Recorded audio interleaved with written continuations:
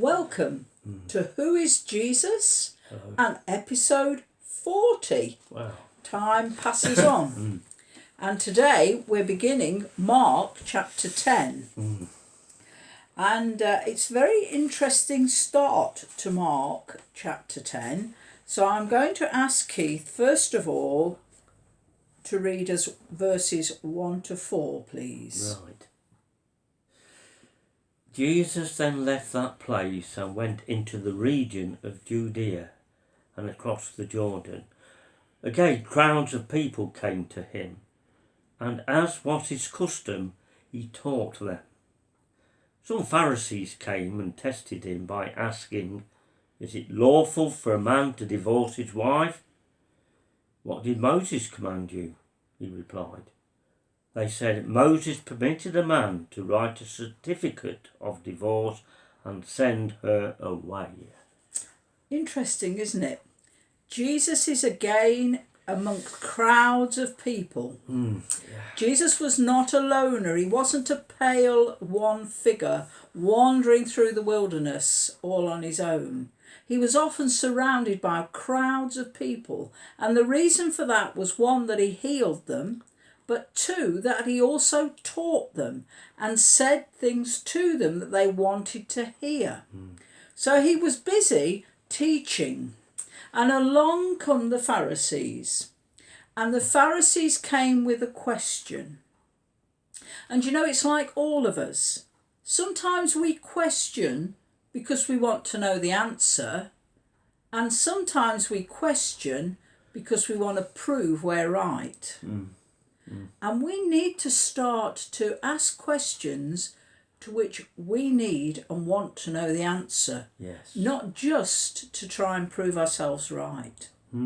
So these Pharisees came along and they thought, now then, how can we trap him? How can we test him? Can we catch him out?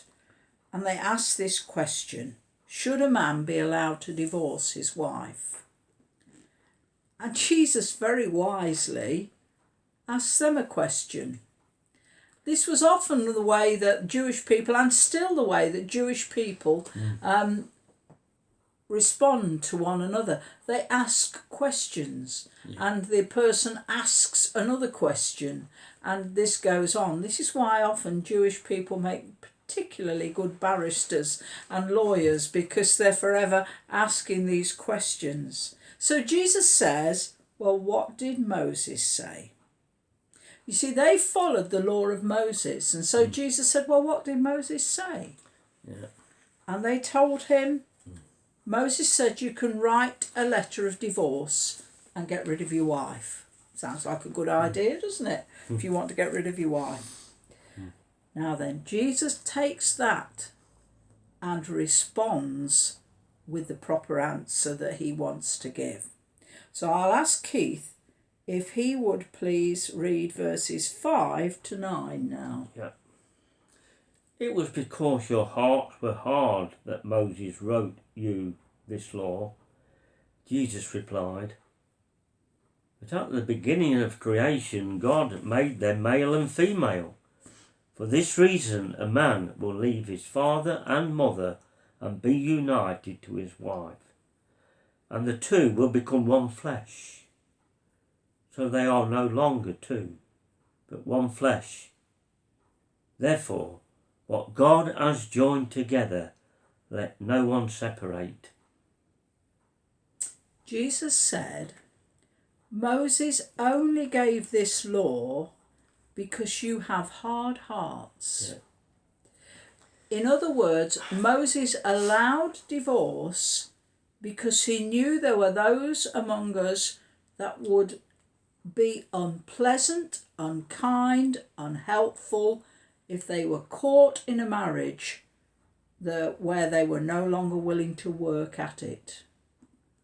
And so Jesus says Moses made sure that no one was going to be stuck into a marriage where there was bitterness, anger, and dispute. But, said Jesus, that isn't God's heart for us and for marriage. And I want to take a look What Jesus is saying here is God's heart for marriage. And if you're married, it's worth having a listen. And if you're thinking of getting married, it's worth having a listen. And if you've decided you never want to get married, then it's worth having a listen. So Jesus said that God said, in the beginning, God made them male and female from the beginning of creation. And this is why, says Jesus, a man leaves his father and mother and is joined to his wife. And that's an important point, you know. A man needs to leave his father and in particular his mother. Yeah. Nobody wants a threesome in a marriage with the man, the wife and his mother. That's right. We have a saying, don't we, in English, that he's tied to his mother's apron strings. And Jesus says, that's not on.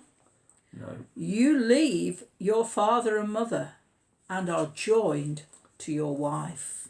In that relationship. Absolutely. So that's an important thing. Yeah. That a man needs to leave home. It's vital that he leaves home. Yes.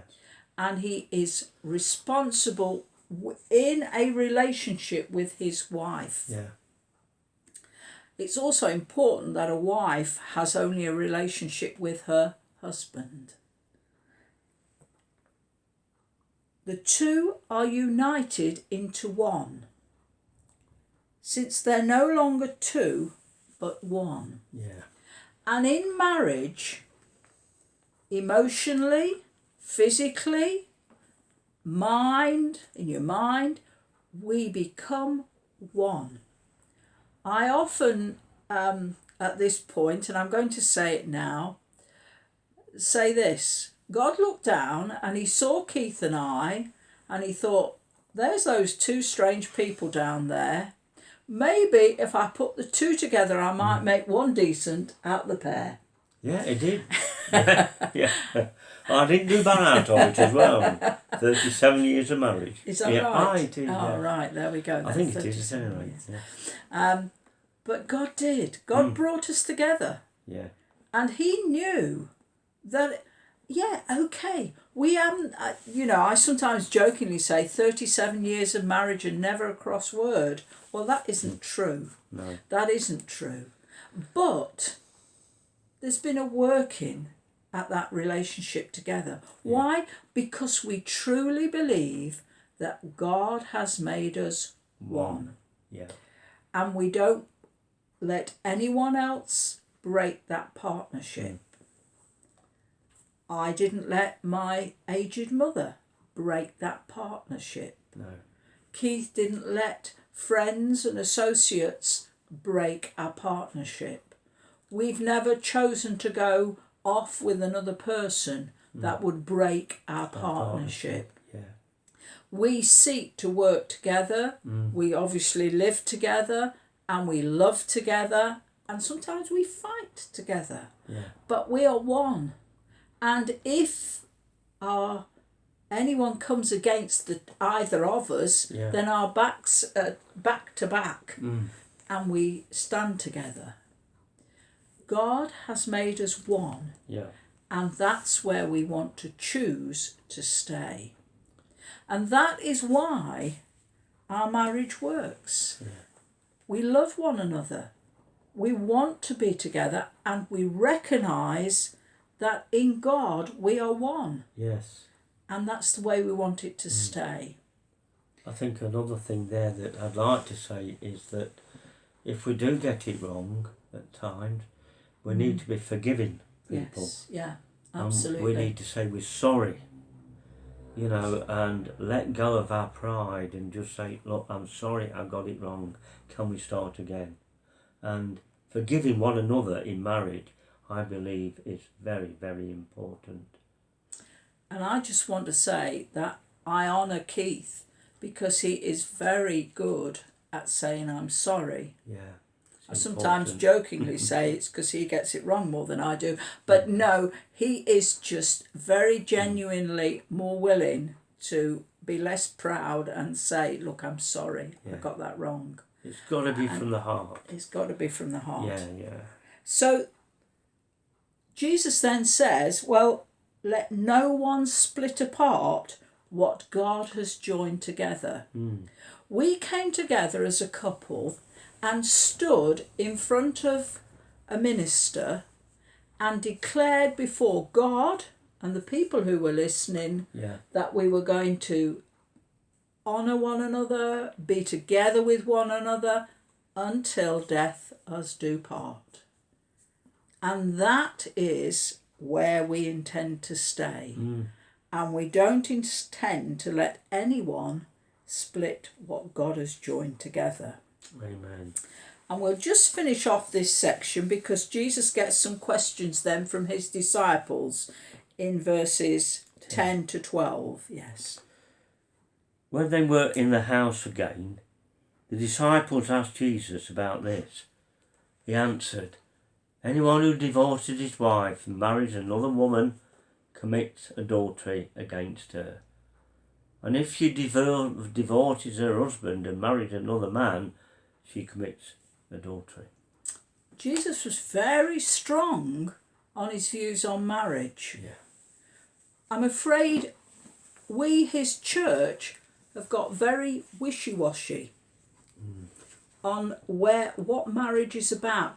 And sometimes on Facebook see things where, you know, somebody who's been married, 50, 60, 70 years, and they say to them, well, how come you're still together? And they say, well, we grew up in an age where when something was broken, you didn't throw it away, you fixed it. Fixed it, yeah. And there is a need for us as Christians in the times when things are difficult like to be willing. Sorry? Like they are between now. ourselves. Oh, yes, between ourselves, yes. No. I didn't know they were at the moment. No, when things are difficult. I meant in the world. Yes, I knew what you meant because you were still smiling. When things are difficult, we don't just throw it over, but we work at it. Yeah. And how do we do that? Because we both look to God to help us. And can I say, if you're in a marriage where both of you are Christians, look to God to help you. If you're in a marriage where you're the only Christian in that marriage, then you look to God. And then get a prayer partner who you trust to pray along with you. Let's keep the bond of unity. Yeah. Let's seek to love one another. Bless you for listening, and we trust this has been a help to someone today. God bless. God bless you.